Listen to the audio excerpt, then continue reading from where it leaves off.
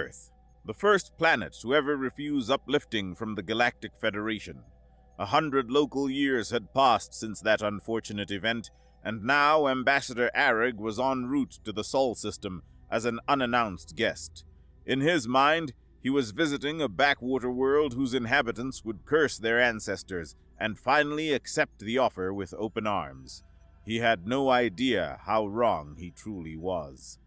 The Far Traveler, serial number 42, glided through the vast emptiness between Mars and Jupiter with the level of comfort that only Federation technology could provide. Ambassador Arag lounged in the captain's seat, his slender blue legs crossed and propped up on the main console in a display of casual indifference that would have horrified any proper Federation pilot. His two massive green eyes, each the size of a human fist, reflected the soft, warm glow of the navigation screens.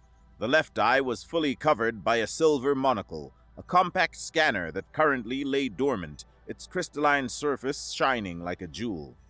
The ship's interior was a study in minimalist functionality. Every surface was dominated by touchscreens, their matte black surfaces waiting patiently for input. The Federation had long ago abandoned holographic interfaces after the Centauri Cascade incident proved that physical screens were far more reliable in extreme conditions. The Far Traveler was designed for a crew of 2, but Arag traveled alone, partly out of preference, partly because no one else in the diplomatic corps wanted to waste their time on what everyone considered a fool's errand. Arag's elongated fingers, each with 4 joints, drummed against the armrest as he gazed at the main view screen. The asteroid belt stretched before him like a river of ancient stones, each distant from each other by an unbelievable distance. Approaching designated safe passage corridor through Sol asteroid belt, the ship's AI announced in its carefully modulated voice, designed to be pleasant to the listener whatever their species was. "Proceed," Arag murmured, not bothering to sit up properly. He was already composing his report in his mind. The humans would surely be desperate by now, having spent a century in isolation while the rest of the galaxy prospered under Federation guidance. They would probably beg to alert. Vessel approaching on intercept vector. The AI interrupted his thoughts. Arag's feet dropped from the console as he straightened in his chair. His monocle flickered to life, casting a faint orange glow across his angular face. "Identification?" "Unknown configuration. No Federation registry detected." A slight frown creased Arag's pale blue skin. Had the humans somehow managed to achieve spaceflight without Federation assistance? The thought was almost laughable. It had taken the Krathi 3,000 years to develop faster-than-light travel on their own. Humans had barely mastered controlled fusion when the Federation made first contact. He pushed the thought aside. Perhaps it was some kind of primitive probe, or maybe debris from an old satellite that had drifted out this far. The Far Traveler's sensors were top of the line. They would have detected any threat long before. "Incoming transmission," the AI announced. The main screen flickered, and a harsh voice filled the cabin, speaking in accented galactic standard. "Unidentified vessel, this is the Solar Defense Force patrol ship Endeavor. You are entering restricted human space. State your identification and purpose or prepare to be destroyed." Arag sat in stunned silence for several seconds. His monocle whirred as it processed the transmission, confirming what his ears had already told him. The message was real, the threat was real, and most bewildering of all, "Law enforcement?" he muttered to himself. "Not military?" In every civilized system Arag had visited, external defense fell under military jurisdiction. Law enforcement handled internal matters, smuggling, piracy, civil unrest. Why would humans send police to intercept an alien vessel? Unless... "This is Ambassador Arag of the Galactic Federation," he transmitted back, trying to keep the confusion out of his voice. "I am here on a diplomatic mission to Earth. I was not aware that your species had developed interstellar capabilities." There was a pause, then, "Ambassador Arag, you are required to follow us for identification and inspection. Any deviation from our flight path will be considered a hostile act. Do you comply? Arag's long fingers hovered over the console. He thought he could easily outrun whatever primitive craft the humans had cobbled together, but he hesitated. I comply, he said, settling back in his chair, his mind confused. The next few minutes passed in tense silence as Arag followed the invisible trail laid out by the human vessel. His instruments couldn't get a clear reading on the patrol ship, some kind of interference that shouldn't have been possible with human technology. His monocle kept trying to compensate, cycling through different scanning methods, but the results were frustratingly inconclusive. Ambassador Arag, the human voice crackled over the comm again. You are cleared to dock at Mining Outpost 11, Bay 3. Reduce speed and follow the beacon. Mining outpost? Arag's confusion deepened. He activated his monocle's connection to the ship's external cameras, expecting to see some ramshackle collection of habitats bolted to an asteroid. What he saw instead made him grip the armrests of his chair hard enough that his knuckles turned a lighter shade of blue. The structure that loomed before him was massive, a sprawling complex of interconnected modules and docking arms that dwarfed anything he had expected to find this far from Earth. The design was unmistakably human in its aesthetic, all sharp angles and exposed structural elements where Federation architecture would have used smooth curves. But the scale was staggering. Hundreds of vessels swarmed around the outpost like insects around a hive. Their designs varied, but sharing common elements with the patrol ship that had intercepted him. Transport ships, he realized, cargo haulers, mining vessels, all clearly human-built, all incorporating technology that should have been centuries beyond their reach.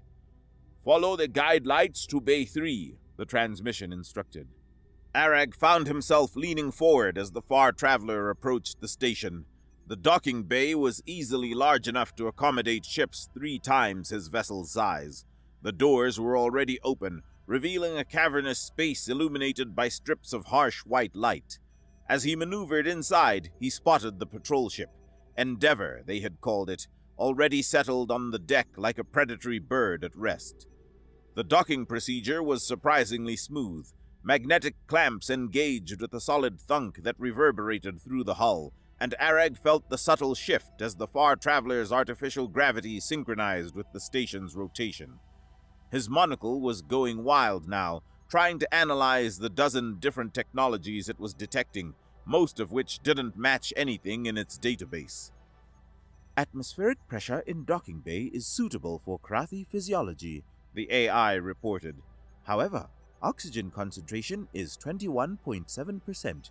Recommended breathing apparatus for extended exposure. Arag reached under his seat and retrieved a simple breathing mask, its transparent material designed to filter excess oxygen while maintaining atmospheric pressure. He fitted it over his nose, the smart fabric sealing automatically against his skin. With a deep breath of properly filtered air, he stood and made his way to the airlock. The bay was even more impressive from the outside. The ceiling stretched up at least 50 meters, crisscrossed with gantries and crane assemblies. The floor was marked with bright yellow lines designating traffic lanes and hazard zones. Everything had a utilitarian aspect that reminded him of Federation industrial facilities, but with a rougher edge, welds that showed their seams, panels that didn't quite match, improvised modifications that spoke of rapid growth and adaptation. 2 figures were emerging from the patrol ship, humans wearing dark blue uniforms with reflective strips. They moved with the confidence of people comfortable in their environment, their mag boots pressing against the deck plates in perfect rhythm. Ambassador Arag, the taller of the 2 called out as they approached. He was a broad-shouldered man with skin the color of rich earth and closely cropped gray hair. I'm Officer Marcus Steinberg.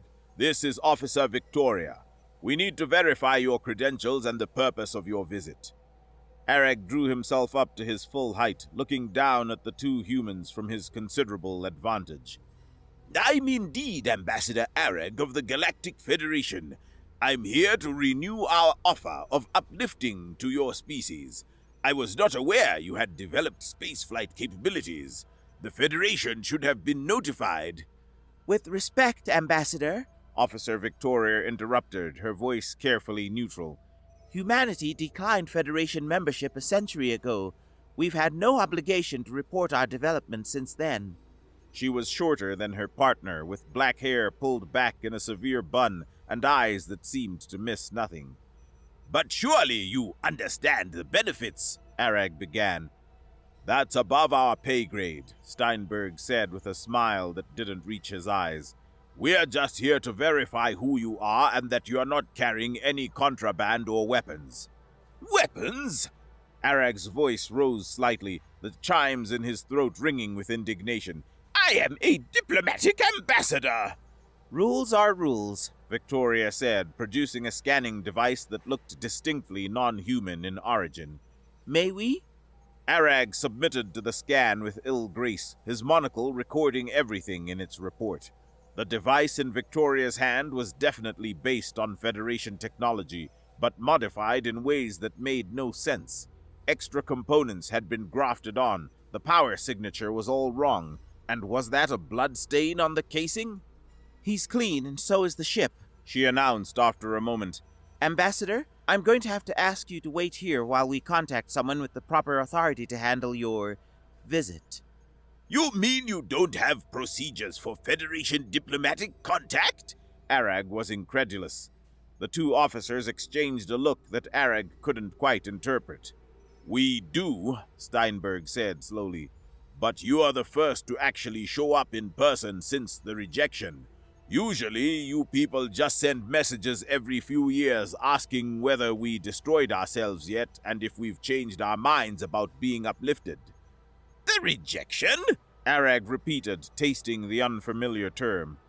That's what we call it, Victoria explained.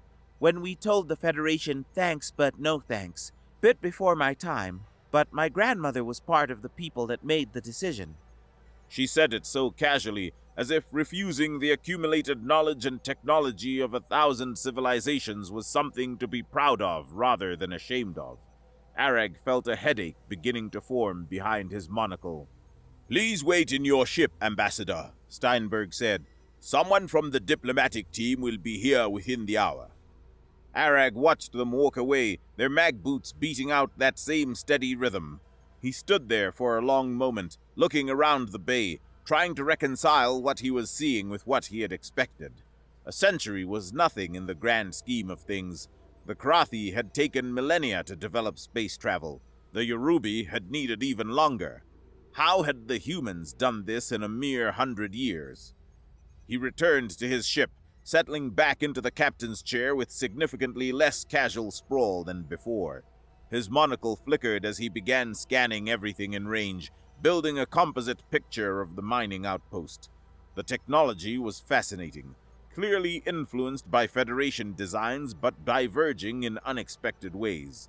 Where Federation tech prioritized standardization, the human modifications seemed almost chaotic, each system slightly different, as if 100 different engineers had each added their own personal touch. Power generation was particularly interesting. Instead of the standard antimatter reactors that the Federation had used for centuries, the humans appeared to be using some kind of enhanced fusion system. Less efficient on paper, but more robust and easier to maintain. Their structural materials were composite alloys that his monocle couldn't fully analyze, suggesting they had developed their own metallurgy independent of Federation science. Time crawled by as Arag compiled his observations.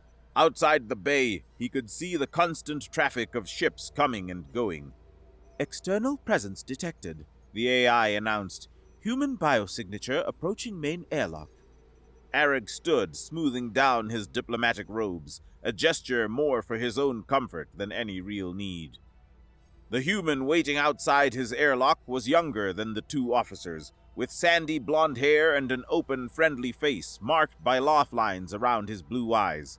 He wore civilian clothes, a simple gray jumpsuit with various patches and badges that Arag's monocle identified as departmental affiliations and security clearances. Ambassador Arag! When Arag left the ship, the man extended his hand immediately, then seemed to think better of it and offered a slight bow instead. I'm Noah Hutchinson, I understand you're here to discuss Federation membership. Ambassador Hutchinson. Arag returned the bow precisely, noting how the human had avoided using his own title.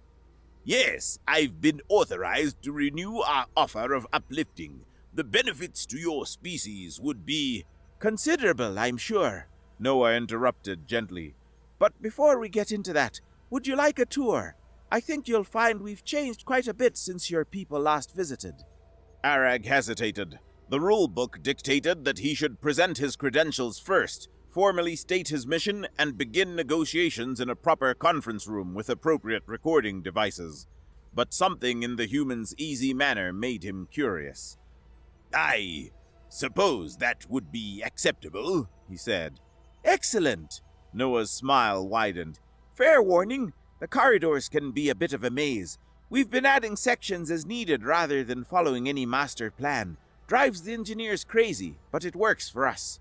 They left the docking bay through a heavy pressure door that sealed behind them with a definitive thunk. The corridor beyond was exactly as Noah had described, a patchwork of different sections joined together with varying degrees of elegance. Here, smooth panels that could have come from any Federation facility.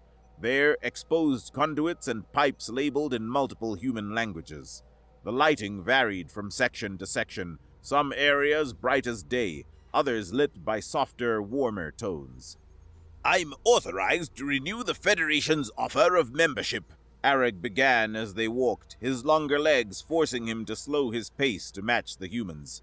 Full access to our technological databases, medical advances that would extend your lifespans by centuries, faster than light travel, energy systems that would make your fusion reactors look like campfires. Ambassador, Noah said, not unkindly, I appreciate the offer, but I can tell you right now that Earth's position hasn't changed. We're not interested in Federation membership. Arag stopped walking. You haven't even heard the full proposal. I don't need to, Noah replied, turning to face him. We made our choice a century ago. We've built all this. He gestured at the corridor around them. Without Federation help, why would we give up our independence now? Because what you've built is a pale shadow of what you could have, Arag said, frustration creeping into his voice. Yes, you've achieved spaceflight, but at what cost? How many resources wasted on dead ends? How many lives lost to preventable accidents? The Federation offers the accumulated wisdom of 1,000 species. All thinking the same way, Noah interjected. All building the same things. All becoming the same. He paused, then smiled again. Look, rather than argue about it, let me show you something. I think you'll find it interesting.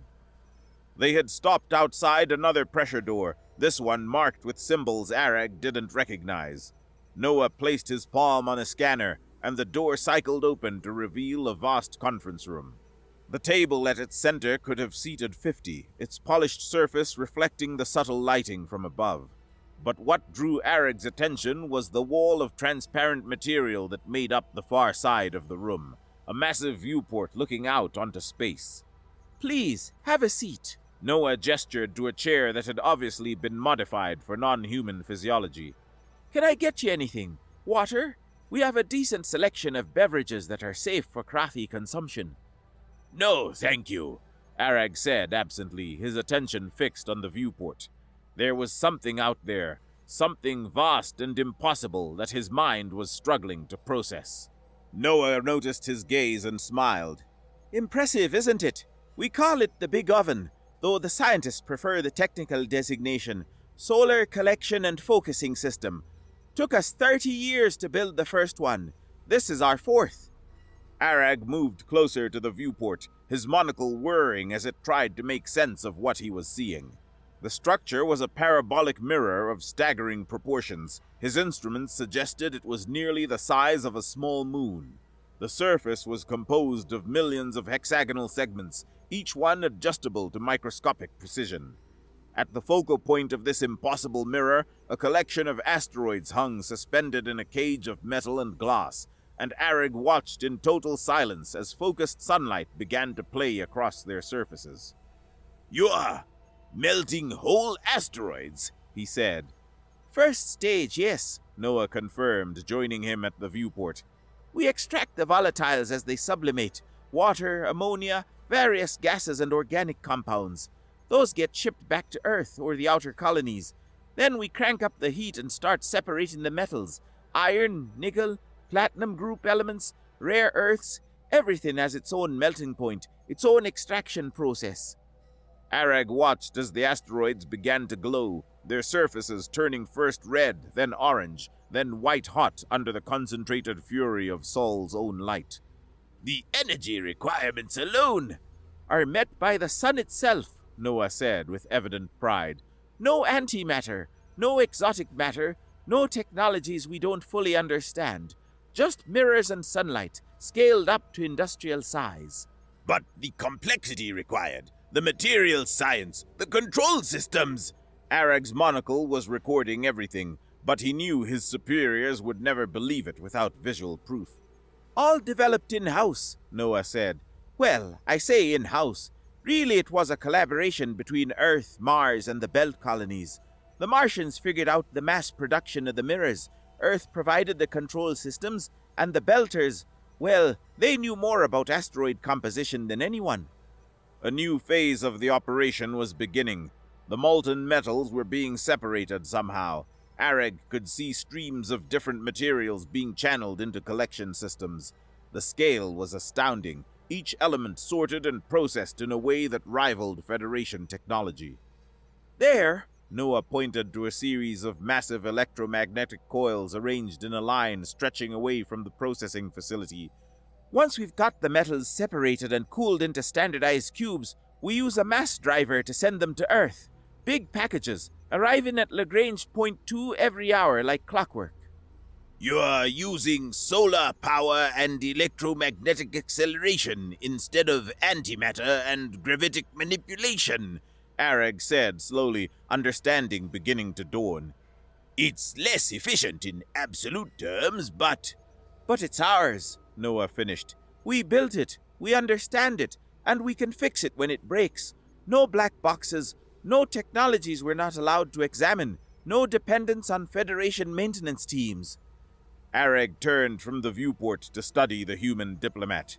You did all this in a century? We did a lot more than this, Noah said. This is just one mining outpost. We have dozens throughout the belt, each one slightly different, each one incorporating lessons learned from the last. Mars has its own orbital infrastructure.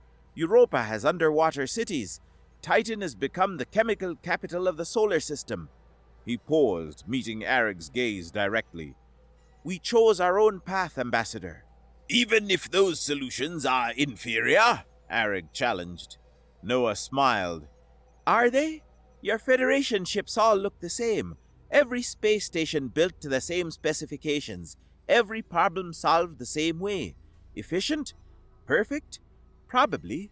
He gestured at the mining operation outside. But boring. Just like the words themselves. No personality. No soul. Look at our ships. No two exactly alike. Every engineer adds their own touches, their own improvements. Sometimes they work, sometimes they don't.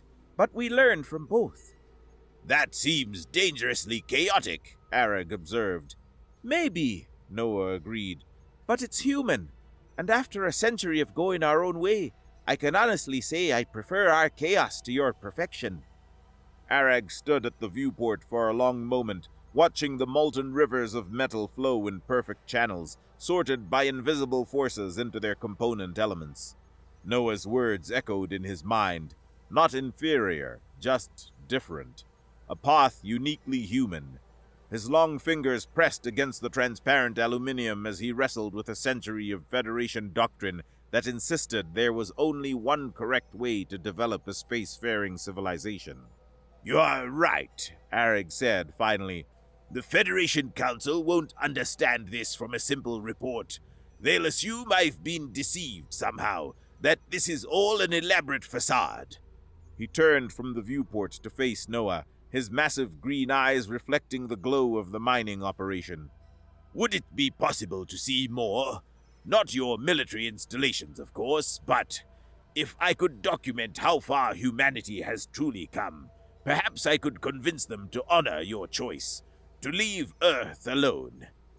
Noah's expression softened. "You'd do that? Argue against your own mission?" "My mission was based on faulty assumptions," Arag admitted, his monocle dimming as he switched it to passive recording mode. "We believed you would be struggling, desperate for our help after a century of isolation. But this," he gestured at the vast array outside, "this deserves to be understood on its own terms." "In that case," Noah said with a genuine smile, "I'd be happy to give you the full tour. We've got nothing to hide. Well, nothing civilian anyway. How do you feel about a few days of travel? The solar system's gotten pretty big." "I'm at your disposal," Arag replied, straightening his diplomatic robes. The next few hours passed in a blur of activity. Arag returned to the Far Traveler just long enough to set its automated systems for extended standby and to collect a few personal items. His ship would be safe in the mining outpost's docking bay, safer than he would have expected at a human facility, given the sophisticated security system his monocle had detected. Noah led him through a different section of the station to a smaller docking area, clearly meant for personnel transfers rather than cargo. The ship waiting for them was quite different from the Far Traveler. The human vessel, Noah called it a runabout, was all angular surfaces and exposed components, with a hull that showed the wear of regular use. Scorch marks decorated one side, and what looked like a patch job near the engines suggested some past mishap. "Don't let appearances fool you," Noah said, noticing Arag's scrutiny. "Captain Smith has been flying this route for 15 years. She could navigate the entire system blindfolded." The captain in question turned out to be a compact woman with steel gray hair tied back in a practical braid and hands that showed the calluses of someone who did their own maintenance. She gave Arag a brief nod of acknowledgement before turning her attention back to her pre-flight checks. "First stop is Lagrange Point 2, Noah announced as the ship detached from the station with a subtle vibration. "That's where Earth's main shipyard is located. Should take us about 6 hours at standard cruise." Arag watched through the viewport as the mining outpost fell away behind them, its lights becoming just another star in the vast darkness. The runabout's acceleration was rougher than what he was used to. He could actually feel the push of the engines, rather than the perfectly compensated field of Federation drives. The hours passed with Noah pointing out various installations they passed, automated monitoring stations, communication relays, even what he called ice haulers, bringing water from the outer system to fuel the expansion of human infrastructure. Each piece was different, clearly built by different groups with different priorities, yet somehow it all worked together. "There," Noah pointed ahead as they approached their destination. "Lagrange Point 2, gravitationally stable relative to Earth and the Sun. Perfect place for—" His words cut off as space suddenly blazed with light. Arag jerked back from the viewport, his eyes overwhelmed by the intensity. His monocle darkened automatically, compensating for the brilliant beam that lanced through space like solid light. As his vision adjusted, he saw the target, a massive framework of girders and modules that could only be a shipyard, now glowing white-hot under the focused power of what had to be. "Is that coming from the sun?" Arag's voice climbed an octave, the chimes in his throat ringing with shock. "Partial Dyson swarm," Noah confirmed, his casual tone at odds with the magnitude of what he was describing. "We've got about 10,000 collection satellites in solar orbit, each one gathering energy and beaming it to where it's needed. The shipyard uses it for direct forging. No furnaces needed when you can focus the power of a star." Arag watched in stunned silence as the beam played across what he now recognized as the skeleton of a ship under construction. The metal glowed and flowed like water, shaped by magnetic fields into precisely engineered components. It was crude compared to Federation molecular assembly, but the sheer scale of it, the audacious simplicity of using stellar power directly. "The Federation uses contained antimatter forges," he said weakly. "Controlled environments, precise energy calculations." And dependency on antimatter production facilities, Noah added. We figured, why create artificial energy when we've got a perfectly good fusion reactor just sitting there in the center of our system? Took us 40 years to get the beam focusing right, but now we can direct stellar power anywhere in the inner system. The construction process continued before Arag's eyes. He watched human workers in radiation suits guiding the process, their movements choreographed with the ebb and flow of stellar energy. When one section was complete, the beam would shift, finding a new target to shine. How many ships can you build like this? Arag asked. Currently, about one every 3 hours per yard, and we have 4 yards operational. But that's just the capital ships. Smaller vessels are built in distributed facilities throughout the system. The numbers were staggering. The Federation could build ships faster, but only in their specialized shipyards using technologies that member species were forbidden to examine too closely. Here, every part of the process was visible, understandable, replicable. Ready for the grand finale? Noah asked as Captain Smith announced they were approaching their final destination. They had been traveling for another hour, the trajectory taking them to a higher orbit where Earth hung like a blue jewel in the darkness. But as they came around the planet's limb, Arag saw structures that made him question his understanding of human ambition. Cylinders, massive rotating cylinders stretching for kilometers, their surfaces glittering with lights that could only be cities. 1, 2, 5, 10. He stopped counting after 20, each one a world unto itself, spinning in the void. O'Neill cylinders, Noah said with evident pride. Each one houses between 500,000 and 2 million people, depending on the design. Complete ecosystems, weather patterns, day-night cycles, everything you need for permanent habitation. The resources required. Arag's monocle was working overtime, calculating the mass of metal and materials in each structure. Come straight from operations like the one you saw at the mining outpost. We're approaching the point where living in space will actually be cheaper than living on Earth. More room, better resource access, and you can customize your environment however you want. Noah pointed to one cylinder that seemed to glow greener than the others. That one's New Amazon. They're recreating Earth's rainforest ecosystem. The one next to it is Little Mumbai, designed for higher population density with vertical gardens throughout. Arag watched the cylinders turn in their eternal dance, each rotation bringing new wonders into view. Through transparent sections, he could see forests and lakes, cities and farmland, all contained within these impossible structures.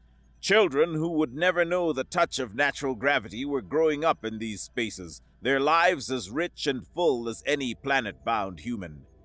Each cylinder is independent, Noah continued, warming to his subject. They trade with each other and Earth, but they're self-sufficient for all basic needs. Some specialize. There's one that's entirely dedicated to zero-G manufacturing, another that's become a center for arts and culture. They're not just habitats, they're experiments in how humans can live. And you built all of this without Federation technology, Arag said, his eyes wide. We built it because we didn't have Federation technology, Noah corrected gently. Every challenge forced us to innovate. Every failure taught us something new. Yes, it took longer. Yes, we made mistakes. But look at what we created. Not a copy of someone else's civilization, but something uniquely ours. Through the viewport, Arag could see shuttles moving between the cylinders like bees between flowers. Each vessel was different, some sleek, others bulky with cargo pods. A few painted in brilliant colors that served no purpose except human aesthetics. It was chaotic, inefficient by Federation standards, and absolutely, wonderfully alive. The Federation believes in uplifting species, Arag said softly, his mind racing to process everything he had seen, bringing them quickly to a standard level of development. But you've grown, like a plant finding its own way to the sun. Noah smiled. That's a good way to put it. Arag stood at the viewport long after Noah had fallen silent, watching the O'Neill cylinders turn against the backdrop of stars. His monocle had recorded terabytes of data, but he knew that mere numbers could never convey what he had witnessed. Humanity hadn't just survived their isolation, they had forged their own future. They were not a backwater. They were not struggling primitives in need of salvation. They were a seed, a tiny seed that had fallen on its own soil, sent out its own roots, and was growing into something the galaxy had never seen before. Not better than the Federation, perhaps, but different, unique, theirs. "I'll return to the Federation," Arag said finally, his decision crystallizing with the clarity that only comes from seeing truth with one's own eyes. "I'll tell them what I've seen, that Earth chose its path and has walked it well, that you don't need our help, and more importantly, that you don't want it." "Will they listen?" Noah asked. Arag's monocle flickered as he considered the question. "Some will dismiss my report, others will want to verify it themselves, but the evidence is undeniable. Humanity has achieved spacefaring status on your own terms. By the Federation's own laws, that grants you the right to develop as you see fit." He turned from the viewport to face the human diplomat. "You have given me much to think about, Noah Hutchinson." "You're welcome back any time, Ambassador," Noah said warmly. "Not to change our minds, but to see what else we've built. Who knows? In another century, we might be the ones visiting you to offer uplifting." Arag's throat chimes rang with what his species considered laughter. "I would not be entirely surprised," he admitted. As the runabout began its journey back to the mining outpost where his ship waited, Arag composed his report in his mind. He would tell them about the big oven, melting asteroids with focused sunlight, about the shipyards where stellar forges shaped metal with raw stellar power, about the cylinders where millions of humans lived and thrived in space they had claimed for themselves. Most importantly, he would tell them about a species that had looked at the stars and decided to reach them on their own terms, in their own way, in their own time.